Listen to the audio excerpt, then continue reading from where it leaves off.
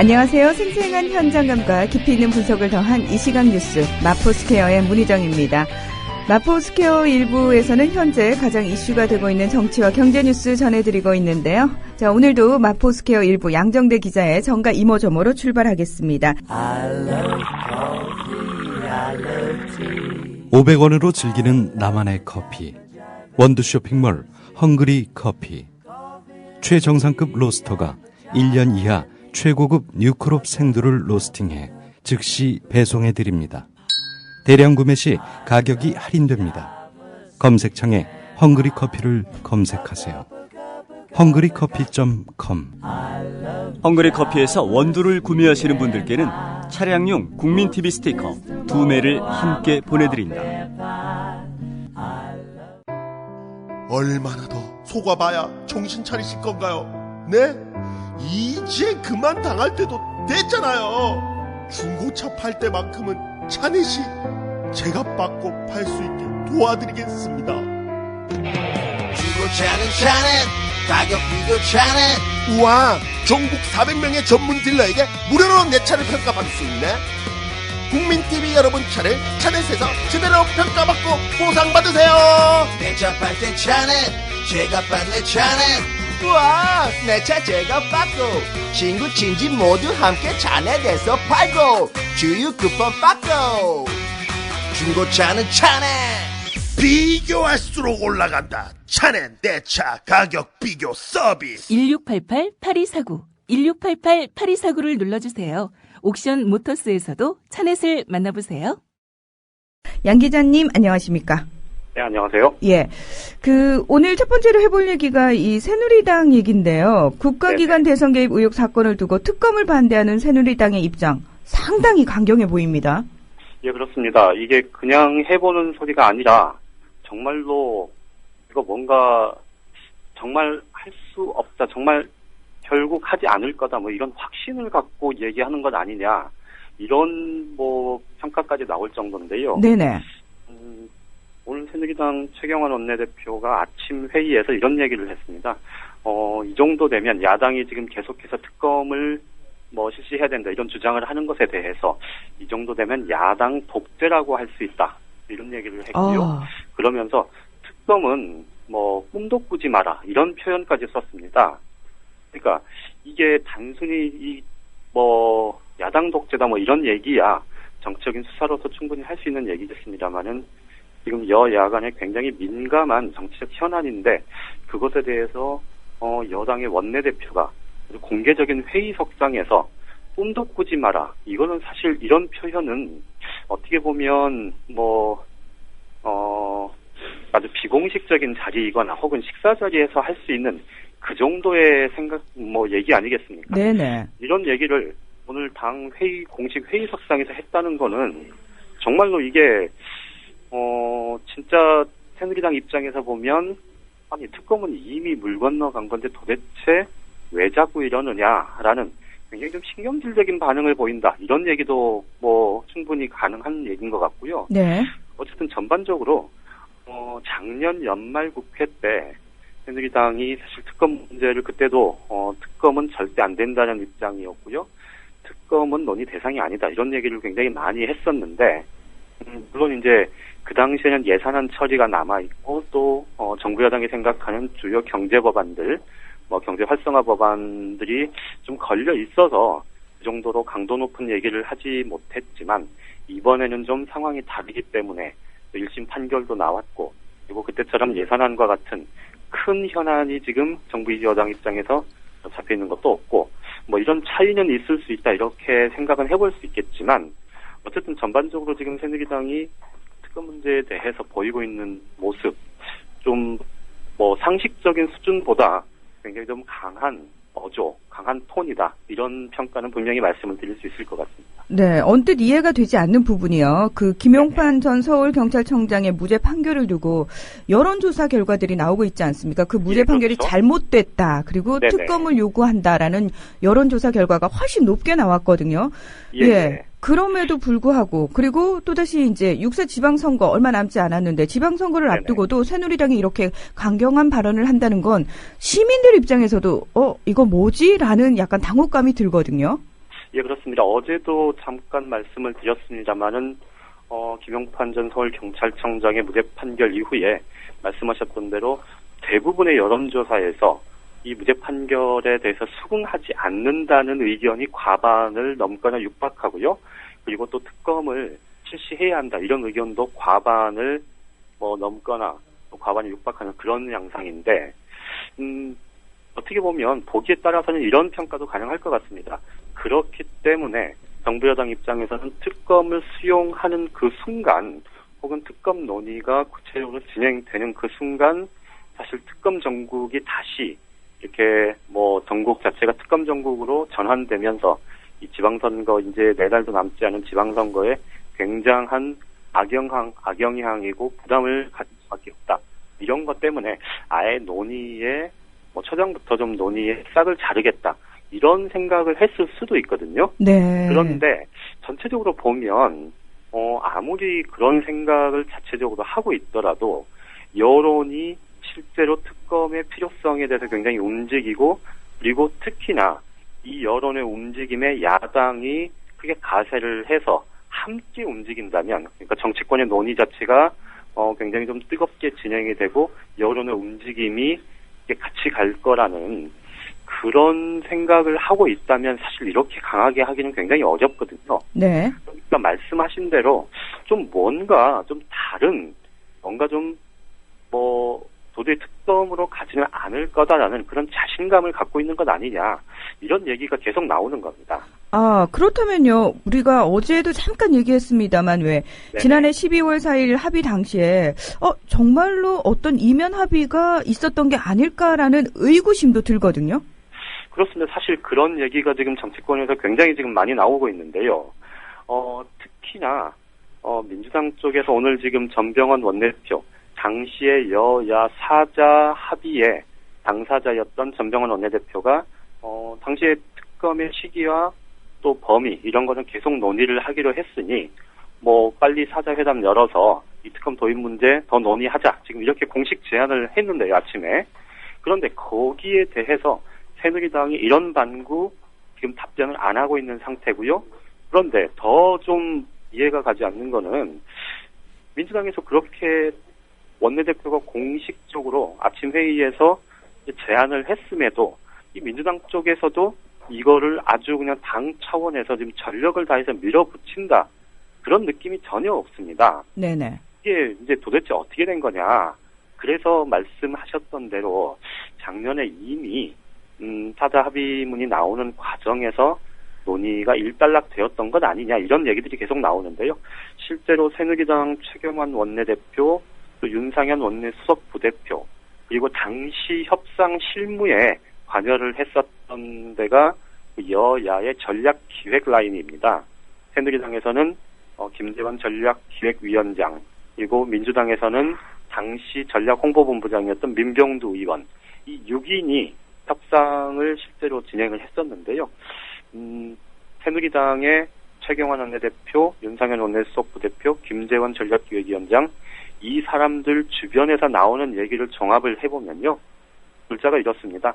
이미 작년에 특검 특위 이 두 가지 문제로 서로 여야가 줄다리기를 했고 최종적으로 특위를 수용하고 특검은 우리가 받아들이지 않는 걸로 그러니까 민주당은 특검은 포기하고 특위는 관철시키고 하는 이쪽으로 여야 간의 실질적인 협상이 진행이 됐던 거고 네. 최종적으로 이제 이 협상 과정에 대해서 이런저런 논란들이 많았기 때문에 야당에서도 자기 당 내에서 특검 문제를 포기했다 이렇게 갈 수는 없으니 문안을 좀 분명하게 정리를 하자 이렇게 해서 애초에 정리된 문안은 특검은 계속 협의한다 였는데 이거에 대해서 민주당 쪽에서 이 정도면은 의총 통과를 장담할 수 없다. 이렇게 해서 시기, 범위, 이 단어들을 집어넣었다. 이게 지금 새누리당의 비공식적인 설명입니다. 물론 협상의 당사자들이 이 같은 얘기를 구체적으로 공개적으로 하지는 않고 있고요. 또 하지 않아야 정치 더 이상 맞는 얘기일 텐데 일단 새누리당에서는 계속해서 이런 얘기가 나오고 있는데 반해서 민주당에서는 원내대표가 어쨌든 말씀드렸듯이 공식적으로 사자회담, 당시의 합의문에 근거해서 사자회담을 다시 열자, 이렇게 아침에 공식으로 제안을 했습니다만 거기에 당력을 실어서 적극적으로 추진한다, 이런 느낌이 보이지 않고요. 오늘 전반적인 분위기 자체도 그렇습니다. 네. 아무리 국민들이 위임을 했다고 해도 이렇게 국민들의 뜻과 전혀 반대로 움직일 수는 없겠다라는 생각이 드는데, 민주당 지도부, 이 정도 되면은 계속해서 불신임을 국민들로부터 많이 받아왔습니다만, 내부적으로도 굉장히 좀 위기가 아닐까라는 생각이 드는데, 실제로 그렇죠. 김한길 지도부 위기론까지 나오고 있다는 얘기가 들리던데요. 그렇습니다. 지적하신 대로인데요. 지금 민주당 지도부 그리고 민주당 내부의 분위기 굉장히 정말 심상치 않아 보입니다. 이전에 그런 말씀을 드렸었는데요. 전병헌 원내대표의 원내 전략이 너무 무책임하고 무원칙하다, 이런 비판들이 있었고, 그래서 5월까지인 원내대표 임기에 앞서서 3월 달에 원내대표를 조기에 뽑자, 이런 의견들이 있다는 말씀을 한번 드린 적이 있었는데요. 네네. 지금 그게 오히려 김한길 대표의 김한길 지도부에 대한 신임 문제, 이걸로 좀 확대되는 그런 분위기입니다. 지금 김한길 대표 쪽에서 최근에 이제 어제도 말씀을 드렸습니다만은 특검만이 해답이다, 이런 얘기를 계속 강조하고 있지만, 그렇다면 지금까지 도대체 특검을 관철시키기 위해서 뭘 했느냐, 그리고 지금은 명목상 특검을 얘기하지만 실제로 힘을 전력을 다해서 당력을 거기에 기울여서 할 만한 그런 전략과 준비는 하고 있는 거냐, 이런 의문들이 지금 당 안팎에서 끊이지 않고 있는 겁니다. 그렇죠. 구체적인 노력이 전혀 안 보인다는 건 누가 봐도 명약관화한 상황이니까요. 그러니까요. 말씀하신 대로 이게 구체적으로, 그러니까 말로는 특검을 관철시켜야 한다, 관철시키겠다, 특검만이 우리가 이 문제를 풀 수 있는 해답이다, 이렇게 계속 얘기는 하는 것 같은데, 실질적으로 특검을 위해서 도대체 어떤 구체적인 좀 준비를 하고 있느냐, 또 계획을 갖고 있느냐, 이런 의문들이 끊이질 않는 건데요. 오늘 새누리당의 김재원 전략기획위원장이 이런 얘기를 한 게 있습니다. 당시에 사자 합의 과정에서 특검을 정말로 앞으로 할 수 있다, 해야 할지도 모른다, 그리고 그런 차원에서 합의가 이루어졌었다면 민주당이 12월과 1월 달에 특검을 위해서 도대체 뭘 했는지를 좀 잘 살펴봐라, 이런 좀 비아냥거리는 얘기까지 했는데요. 이런 얘기까지 나오다 보니까 특별히 이제 김한길 지도부에 대해서 지금 말로는 특검을 얘기하면서 실질적으로는 특검에 대해서 대정부 질문을 통해서 계속 요구하고 여야 협상을 요구하고 하는 그런 말로 하는 그런 정치로 과연 지금의 전국이 돌파될 수 있다고 보는 거냐라는 좀 굉장히 비판적인 의견들이 굉장히 많이 좀 확산이 되고 있는 것 같고요. 네네. SNS 상에서든 또는 여야 민주당의 개별 의원 차원에서든 요즘 의원들이 구체적으로 좀 몇 가지 얘기를 하는데요. 민주당 박지원 의원 같은 경우는 못 떨래고 싶다, 이런 표현도 쓰기도 했다고 그러지 않습니까? 전체적으로 지금 굉장히 들끓는 분위기, 이게 지금 2월 임시국회가 한창 진행되는 와중이어서 아무래도 조금 의원들이 좀 자제하는 그런 모습이 엿보이긴 합니다만, 전반적으로 말씀드렸던 대로 김한길 지도부 위기론, 이렇게 불러도 지금 상황이 크게 다르지는 않을 거다, 이런 말씀은 드릴 수 있을 것 같습니다. 네, 몇 개월 전부터 김한길 지도부의 온도계가 시민들의 온도를 감지하고 당내 의원들의 온도를 감지하는 그 온도계가 한참 고장이 나 있는 상태가 아닌가, 그런 의구심마저 드네요. 오늘 얘기 여기까지 듣겠습니다. 고맙습니다. 예, 고맙습니다. 네, 한국일보 정치부의 양정대 기자와 정가 이모저모 알아봤습니다.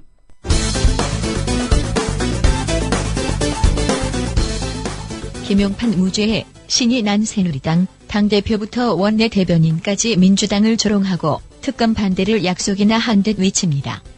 들어보실까요? 먼저 황우여 대표.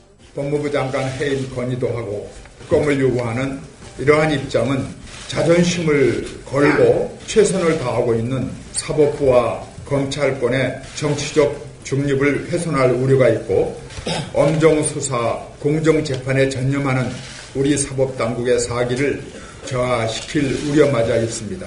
최경환 원내대표. 재판이 자기 마음에 안 된다고 이 특검을 주장하는 것은 정말 이치에 맞지 않습니다. 재판이 잘못됐다면 특판을 해야지 왜 특검을 합니까? 심재철 최고위원. 민주당의 습관성 특검 요구 고질병이 또 터졌습니다. 검찰이 기소할 때만 해도 잘했다고 칭찬하고 마치 의인이라도 되는 양 지켜세우더니 법원에서 자기들 바라는 대로 판결이 나오지 않았다고 법원 판결을 부정하고 있으니 습관성 불복의 다름 아닙니다. 한마디 하자면 그때 검찰은 정권이 최동욱, 윤석열 검사를 찍어내기 전 검찰이었지요. 정우택 최고위원은 뜬금없이 문재인 의원을 끌어들이고 재판의 공정성을 유린하는 문재인 의원과 민주당의 행위야말로 상권 분리 원칙을 스스로 훼손하는 것이며 이는 민주주의에 대한 명백한 도전입니다. 어제 자신이 이사장으로 있는 박물관에서 아프리카 노동자 착취 사건으로 곤욕을 치르기 직전 홍문종 사무총장. 특검은 있어서는 안 될 일이며 받아들일 수 없는 일이고 권은희 수사과장은 마치 정치인과 같이 행동하는 행위를 즉각 중단해야 하는 것입니다. 박근혜 대통령을 누나로 부른다는 윤상현 원내 수석부대표. 판결에 대한 민당의 태도는 그야말로 그때그때 달라요입니다. 도대체 민당이 생각하는 사법 정의가 무엇인지 모르겠습니다. 내 편, 저쪽 편 갈라놓고 내 편에 유리하면 정의로운 판결이고 불리하면 불공정한 판결이라고 하니 참으로 편리해서 좋습니다만 민주당의 특검 관철 의지 표명, 새누리당에게 총체적 공격 대상이 됐는데 새누리당 참 열심히 일하지요. 진돗 개같이. 진돗 개같이 참 열심히 합니다. 진돗 개같이. 불독보다 진돗개가 더 한번 물면 그냥 그 살점이 완전히 뜯어져 나갈 때까지 안 논다 그래요. 그래서 진돗개를 하나 딱 그려놓으시고 우리는 진돗개 같은 정신으로 한다. 하여튼 이거를 없애기 위해서는 우리가 모든 수단을 다 동원해야 된다고 생각을 합니다.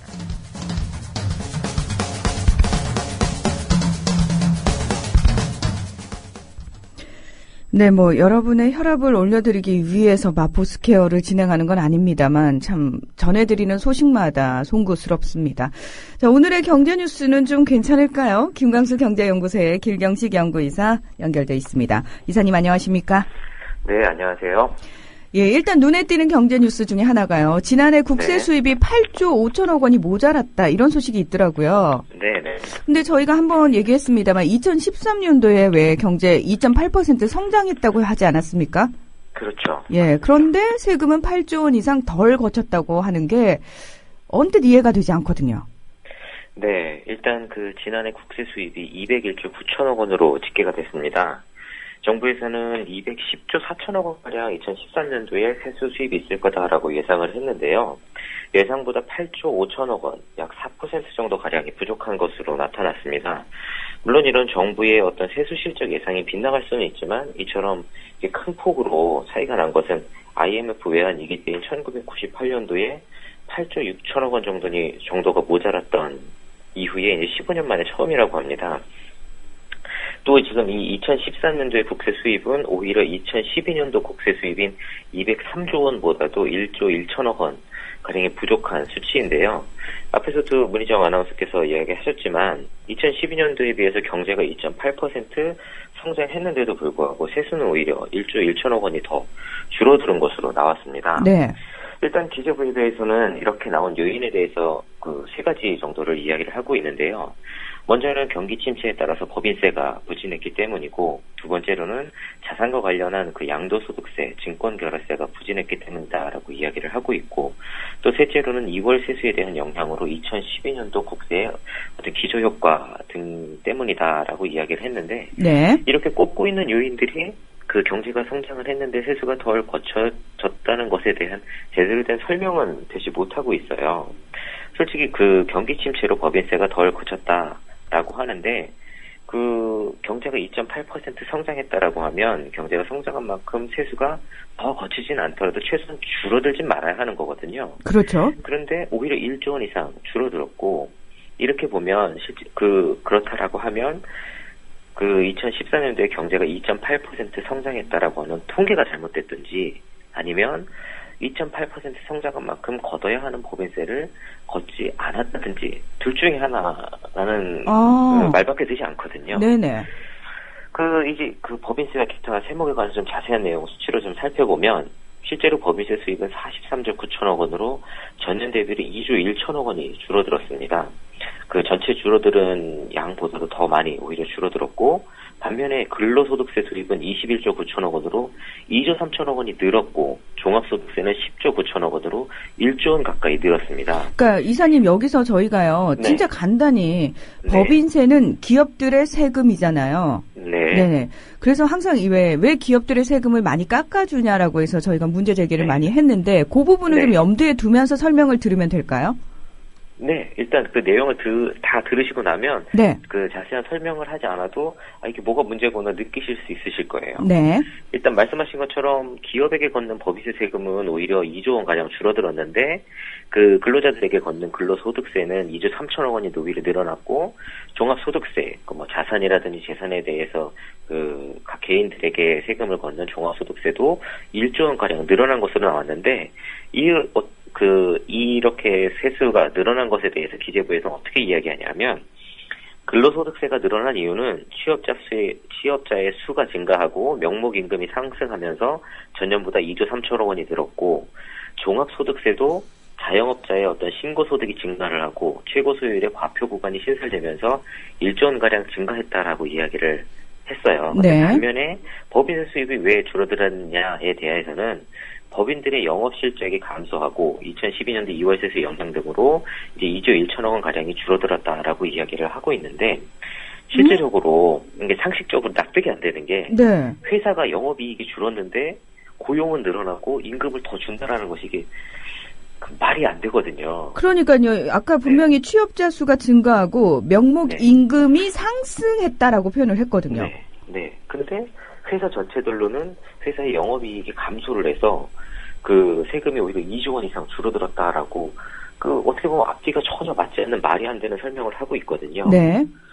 그러니까 이런 결과가 이렇게 앞뒤가 맞지 않는 결과가 나온 건 결국엔 법인들에게 여러 가지로 공제를 통해서 세금을 감면해주고 일반 국민들 혹은 자영업자들에게는 이전보다 더 많은 세금을 철저히 좀 걷었다라는 것 외에는 설명이 되지 않는다라는 겁니다. 네.